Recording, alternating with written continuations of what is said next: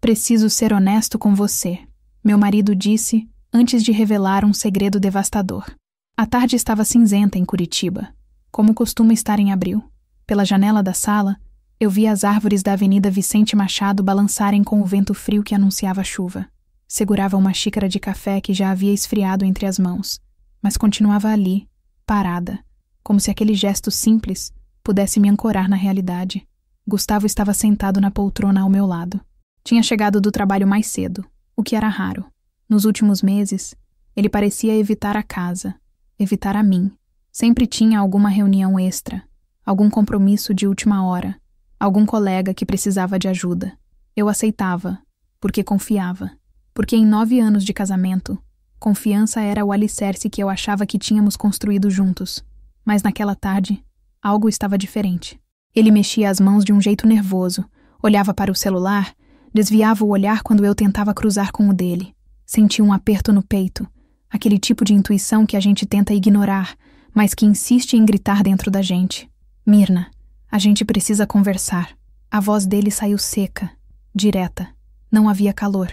Não havia o tom carinhoso que eu conhecia. Era como se estivesse falando com uma colega de trabalho, alguém com quem precisava resolver um assunto burocrático. Coloquei a xícara na mesa de centro devagar, como se cada movimento pudesse adiar o que estava por vir. Tá tudo bem? Perguntei, tentando parecer calma, embora meu coração já estivesse acelerado. Ele suspirou, um suspiro longo, ensaiado, e então disse: Eu preciso ser honesto com você. Eu não te amo mais. O silêncio que se seguiu foi ensurdecedor. Olhei para ele esperando uma explicação, uma piadinha de mau gosto, qualquer coisa que desmanchasse aquela frase absurda. Mas ele continuou. Eu preciso ficar sozinho, pensar, me redescobrir, evoluir, evoluir. A palavra ecoou na minha cabeça como um tapa. Ele queria evoluir, e eu, aparentemente, era o obstáculo dessa evolução. Gustavo, do que você tá falando? Consegui dizer, a voz trêmula. A gente não é mais o que era, Mirna. Eu mudei. Você mudou. A gente só tá junto por inércia. Inércia. 9 anos de casamento, de planos, de sonhos compartilhados, reduzidos a uma palavra fria e técnica. Senti as lágrimas queimarem nos olhos, mas não deixei que caíssem. Não ali. Não na frente dele. Você pensou nisso sozinho ou teve ajuda? A pergunta saiu mais afiada do que eu pretendia. Ele desviou o olhar. Foi rápido, mas eu vi. Aquela hesitação. Aquele segundo de desconforto. Algo nele estava escondido. Algo que ele não queria que eu descobrisse. Não é sobre ninguém, Mirna. É sobre mim. Sobre o que eu preciso. Levantei da cadeira, as pernas bambas, o corpo inteiro tremendo. Queria gritar, quebrar alguma coisa, fazer com que ele sentisse um pouco da dor que estava me rasgando por dentro. Mas só consegui ficar parada, olhando para aquele homem que dividia a cama comigo há quase uma década e que agora parecia um completo estranho. Então é isso? Você decide sozinho que acabou e eu só tenho que aceitar? Eu não quero te machucar mais do que já estou machucando, ele disse, levantando também, pegando as chaves do carro que estavam sobre a mesa. Mas ficar seria pior. Para mim e para você. Ele caminhou em direção à porta. Cada passo dele parecia sugar o ar da sala. Eu queria correr atrás, implorar, perguntar onde foi que eu errei, o que eu poderia ter feito diferente. Mas meu orgulho, ou talvez minha dignidade, me segurou no lugar. Na porta ele parou. Virou-se de leve, mas não olhou nos meus olhos. Eu vou ficar uns dias na casa do meu irmão. A gente conversa depois, com calma. E saiu. A porta se fechou com um clique suave, quase respeitoso.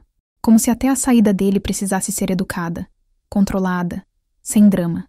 Fiquei ali, parada no meio da sala, ouvindo o som do carro dele ligando, saindo da garagem, sumindo na rua. E só então as lágrimas vieram. Desabaram, quentes, incontroláveis. Caí no sofá, abraçando os joelhos, sentindo como se tudo ao meu redor estivesse desmoronando. Meu casamento, minha vida, minha identidade. Quem eu era sem Gustavo? Quem eu seria agora? Naquela noite, não consegui dormir. Fiquei olhando para o teto do quarto vazio, repassando cada palavra, cada gesto, cada sinal que talvez eu tivesse ignorado. E no fundo, uma voz pequena, mas insistente, sussurrava: Isso não é só sobre ele querer ficar sozinho. Tem algo mais. Tem alguém mais. E eu estava certa. Os dias seguintes se arrastaram como uma névoa densa e sufocante. Acordava de madrugada com o coração disparado, procurando Gustavo do lado da cama, e a cada vez que minha mão tocava o lençol frio, a realidade me esmurrava de novo. Ele não estava ali, e talvez nunca mais estivesse. Tentei manter a rotina, ia para a escola, dava minhas aulas de literatura para os adolescentes do 2º ano, corrigia provas, fingia que estava tudo bem, mas por dentro eu estava despedaçada. Minha colega Fernanda notou. Durante o intervalo, ela sentou ao meu lado na sala dos professores e colocou a mão no meu ombro. Mirna, você não tá bem. Conta pra mim o que aconteceu. E eu contei. Entre lágrimas contidas e a voz embargada, despejei tudo. A conversa gelada, a frieza de Gustavo, aquela palavra maldita, evoluir. Fernanda me abraçou, e naquele abraço, senti um pouco da força que eu achava que tinha perdido. Você precisa descobrir o que tá por trás disso, ela disse séria. Homem não sai de casa falando em evolução do nada. Sempre tem algo mais. Eu sabia que ela estava certa. Mas admitir isso era reconhecer que meu casamento tinha sido uma mentira, e eu ainda não estava pronta para isso. Gustavo ligou 2 vezes na primeira semana. Conversas rápidas, evasivas, cheias de desculpas vazias. Dizia que estava organizando a cabeça, que precisava de tempo. Eu ouvia em silêncio, engolindo a raiva, tentando parecer compreensiva, mas por dentro, algo estava mudando. A tristeza começava a dar lugar à desconfiança. Foi numa sexta-feira que tudo começou a se revelar. Precisava resolver um problema no banco onde Gustavo trabalhava. Nossa conta conjunta estava bloqueada por algum motivo que eu não entendia. Fui até a agência no centro de Curitiba, aquela na rua 15 de novembro, onde ele passava a maior parte dos dias. Quando entrei, alguns colegas dele me reconheceram. Acenaram com simpatia, mas havia algo estranho nos olhares. Uma mistura de pena e constrangimento, como se soubessem de algo que eu ainda não sabia. Fui atendida por Cláudia, uma gerente que conhecia Gustavo há anos. Ela resolveu o problema da conta rapidamente, mas quando ia me despedir, hesitou. Mirna, posso te falar uma coisa? Meu coração gelou. Claro, ela olhou para os lados, certificando-se de que ninguém estava ouvindo, e então se inclinou na mesa, a voz baixa e cuidadosa. Gustavo não trabalha mais aqui. Ele pediu transferência para a agência de Batel há uns 2 meses. Disse que era por motivos pessoais. 2 meses. Ele nunca tinha me contado. Nunca mencionou transferência, mudança de agência, nada. E Cláudia hesitou novamente, mordendo o lábio inferior. Ele saiu daqui mais ou menos na mesma época que a Isabelle pediu demissão. Isabelle? Repeti, o nome soando estranho na minha boca. Isabelle Santos. Ela trabalhou aqui por uns 6 meses. Era estagiária, bem novinha. Os dois ficaram bem próximos no final. O chão se abriu de novo. Só que dessa vez foi pior. Porque agora tinha um nome, tinha um rosto, tinha uma pessoa concreta ocupando o espaço que deveria ser só meu. Saí do banco cambaleando, como se tivesse levado um soco no estômago. Entrei no carro, tranquei as portas e deixei as lágrimas caírem. Mas junto com a dor, veio a raiva. Uma raiva quente, pulsante, que subia do peito e queimava a garganta. Peguei o celular com as mãos tremendo e digitei o nome no Instagram. Isabelle Santos. Vários perfis apareceram, mas um deles chamou minha atenção.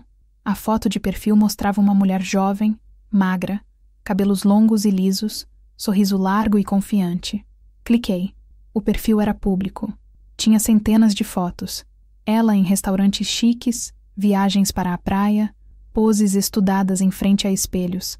E então, rolando mais para baixo, vi algo que fez meu sangue ferver. Uma foto de 2 meses atrás. Isabelle em um restaurante japonês que eu conhecia bem. O mesmo onde Gustavo tinha dito que estava em um jantar de trabalho.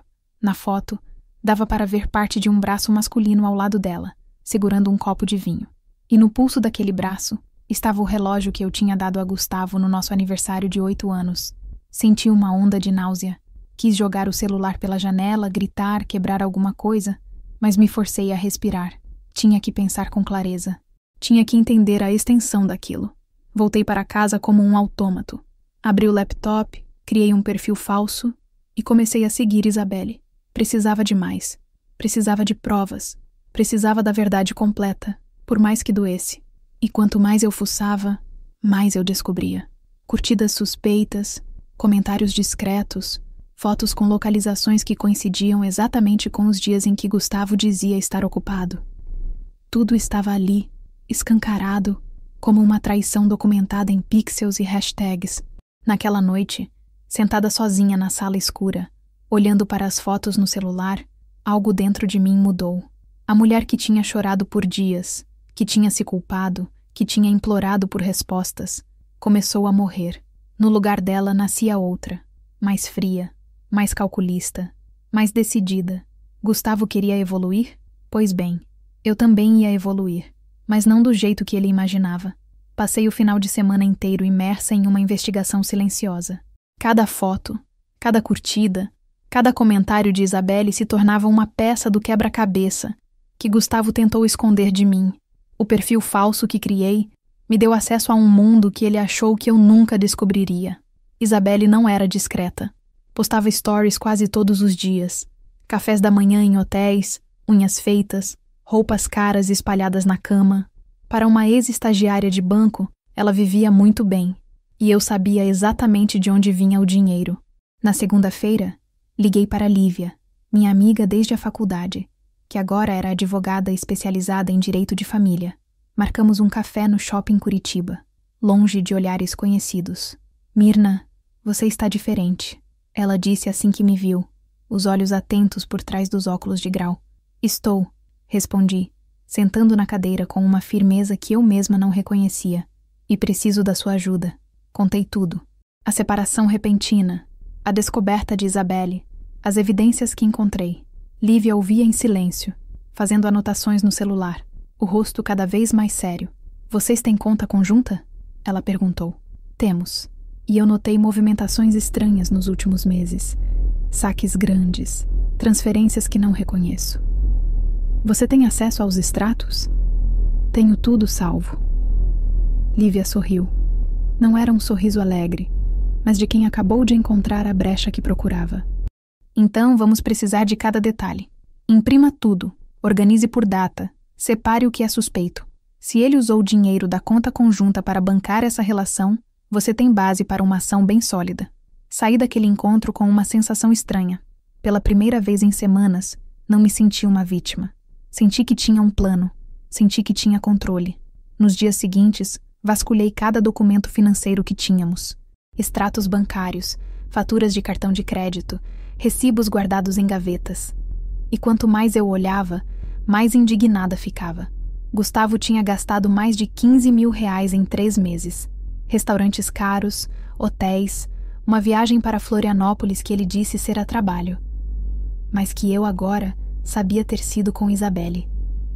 Tinha até uma cobrança de joalheria, uma loja na Batel que vendia peças de prata e ouro. Provavelmente um presente para ela. Cada comprovante era uma facada. Mas também era uma arma. Organizei tudo em uma pasta. Digitalizei cada papel. Criei planilhas detalhadas. Lívia ficou impressionada com meu nível de organização quando mostrei o material. Você daria uma ótima advogada, ela brincou. Mas o tom era de respeito. Dou uma ótima mulher traída buscando justiça, respondi. E ela assentiu. Foi Lívia quem me deu a ideia que mudaria tudo. Mirna, você sabe onde ele trabalha agora, certo? Batel? Sei. Bancos têm códigos de conduta rigorosos. Se ele usou recursos ou informações do trabalho de forma antiética, ou se manteve um relacionamento inadequado com uma subordinada, isso pode ter consequências profissionais. Meu coração acelerou. Isabelle era estagiária. Tecnicamente, ele era superior a ela. Exatamente. A ideia começou a tomar forma na minha cabeça. Não era vingança. Ou pelo menos não era só isso. Era justiça. Era mostrar que ações têm consequências. Que ele não podia simplesmente destruir minha vida e sair ileso, construindo uma nova felicidade sobre os escombros do que tínhamos. Passei mais uma semana reunindo informações. Descobri, através de uma ex-colega de Gustavo que ainda confiava em mim, que Isabelle tinha sido contratada em outro banco, no setor de atendimento. Descobri também que ela e Gustavo continuavam se vendo abertamente. Jantares, idas ao cinema, caminhadas no Parque Barigui aos domingos. Enquanto eu sofria, eles viviam um romance de novela, mas a gota d'água veio numa quinta-feira à noite. Gustavo apareceu em casa sem avisar para buscar mais roupas. Entrou como se ainda fosse dono do lugar. Cumprimentou com um oi casual, como se não tivesse despedaçado minha vida. Você tá bem? Ele perguntou, enquanto enfiava camisas em uma mala.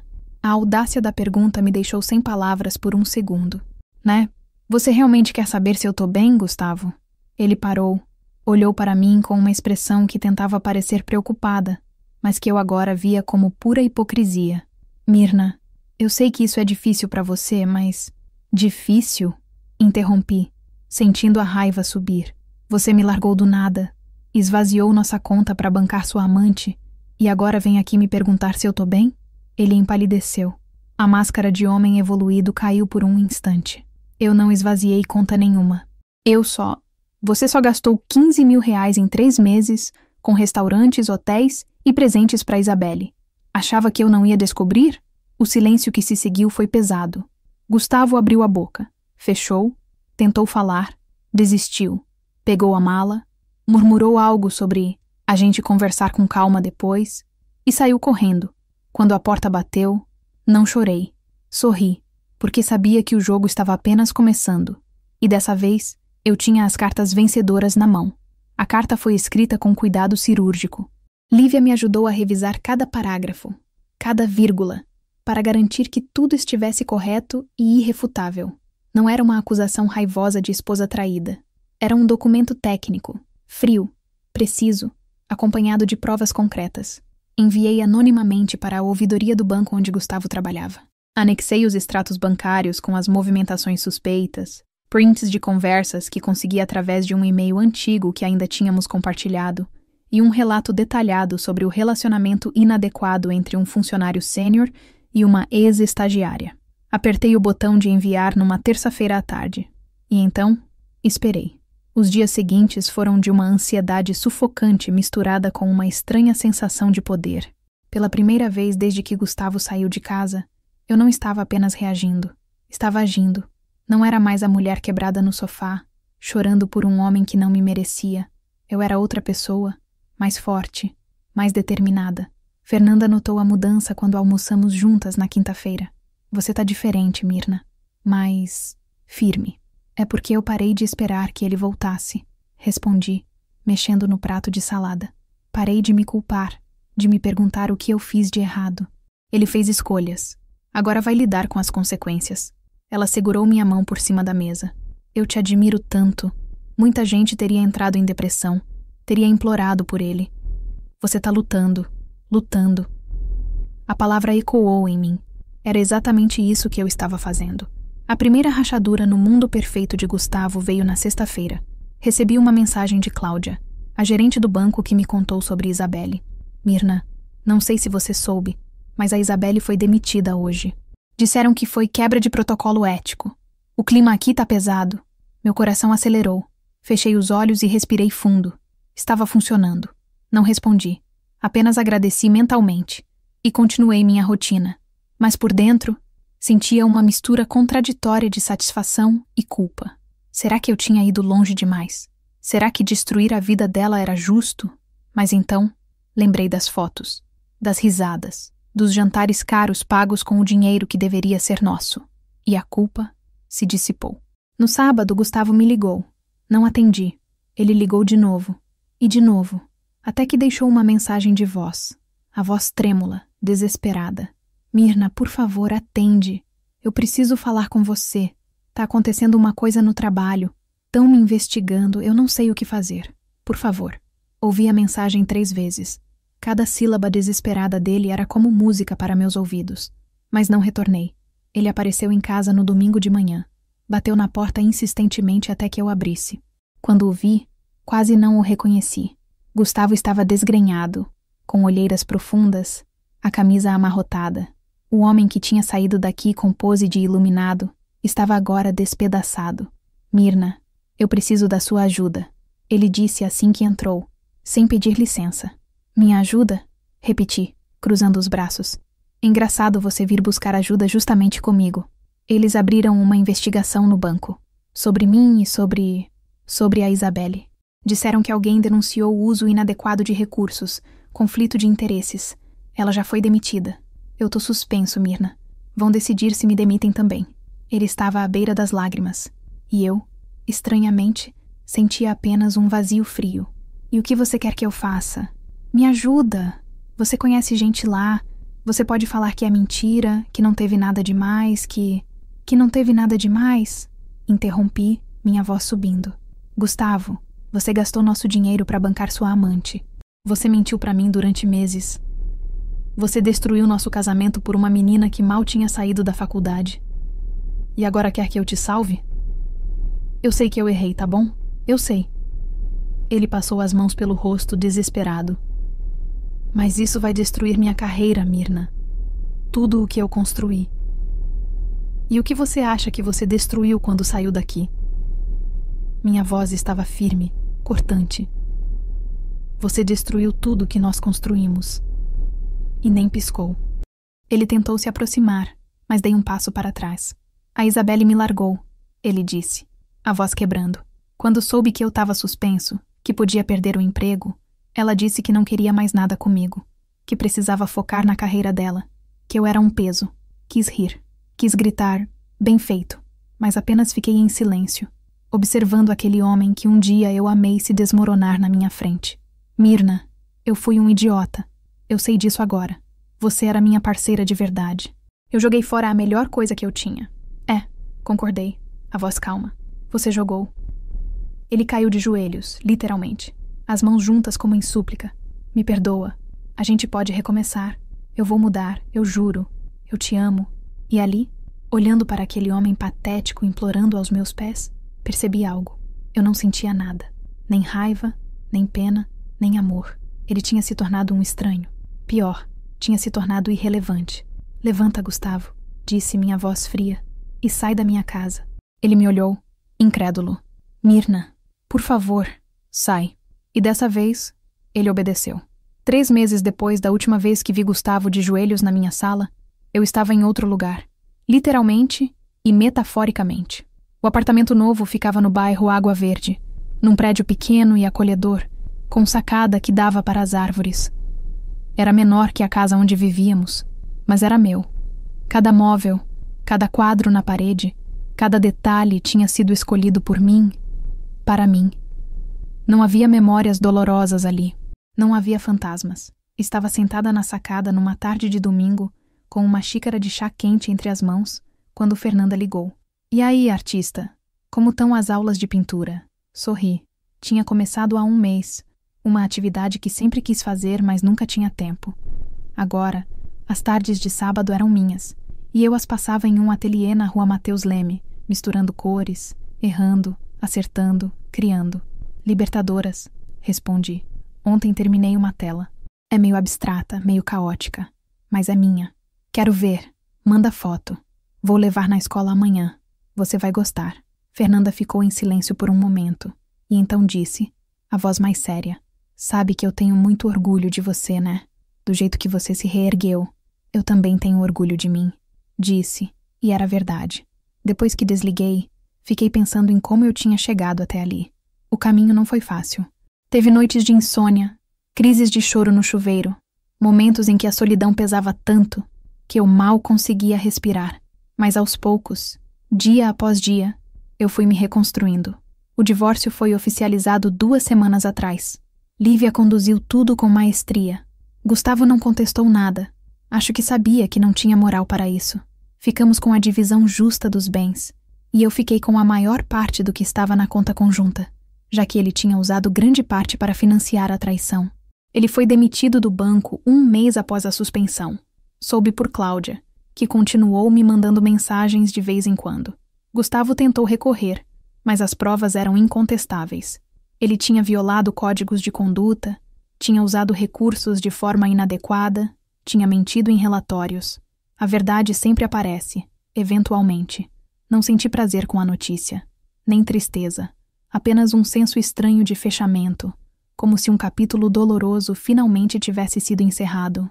Isabelle, descobri depois, tentou processar o banco por demissão injusta, mas não teve sucesso. Ela sumiu das redes sociais por um tempo. Depois voltou com um perfil novo, mais discreto, sem as poses e as ostentações. Talvez ela também tivesse aprendido alguma coisa. Ou talvez apenas tivesse perdido o financiador. Na quinta-feira daquela mesma semana, estava saindo da escola quando vi Gustavo do outro lado da rua. Ele estava mais magro, com a barba por fazer, parado perto de um carro velho que não reconheci. Nossos olhares se cruzaram. Por um momento, pensei em desviar, em fingir que não tinha visto, mas algo me fez atravessar a rua. Oi, disse ele, as mãos nos bolsos, o olhar evitando o meu. Oi, Gustavo. Silêncio constrangedor. Ele chutou uma pedrinha no chão como um menino nervoso. Eu vim te pedir desculpas. De verdade. Olhei para ele. Não com raiva, nem com mágoa. Apenas com a distância de quem observa alguém que já não faz mais parte da sua vida. Tá desculpado, disse, e era sincero. Ele levantou os olhos, surpreso. Sério? Sério. Não porque você merece, mas porque eu mereço seguir em frente sem carregar esse peso. Gustavo assentiu devagar, os olhos marejados. Você tá bem? Perguntou a voz baixa. Estou, respondi, e acrescentei com um meio sorriso. Melhor do que nunca, na verdade. Ele engoliu em seco.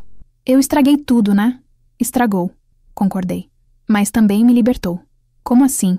Respirei fundo, olhando para o céu de Curitiba, que começava a ganhar tons alaranjados com o pôr do sol.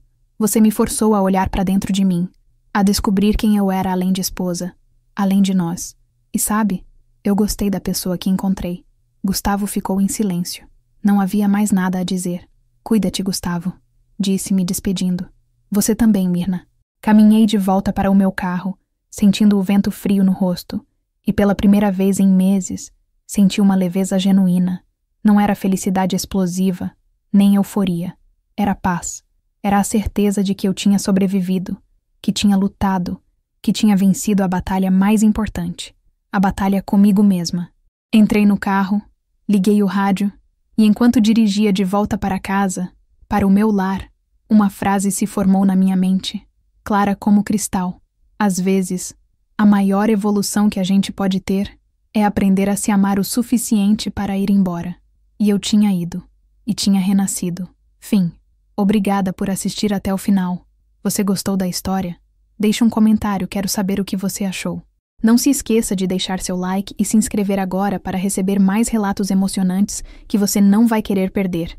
Ative o sino para ser notificado sempre que um novo vídeo for lançado. Vejo você na próxima história. Muito obrigada.